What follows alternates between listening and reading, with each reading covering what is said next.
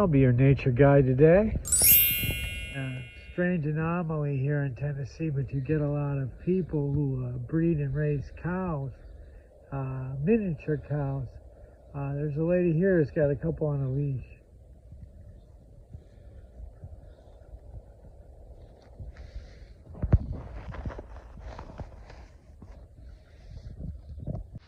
This area here,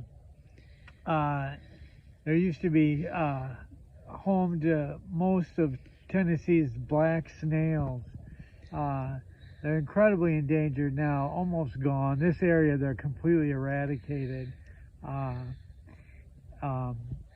then the trail we're on, coincidentally, is made out of crushed black snail shell.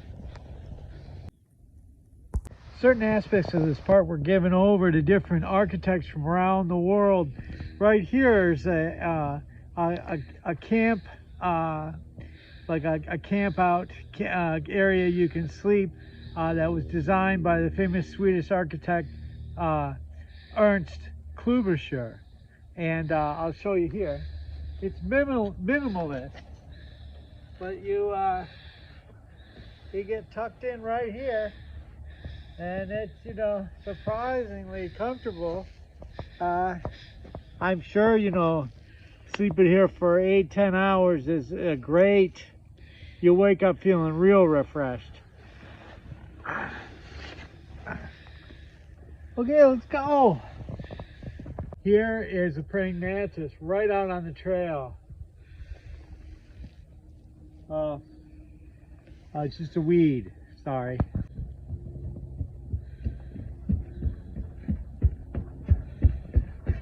Telemarketers.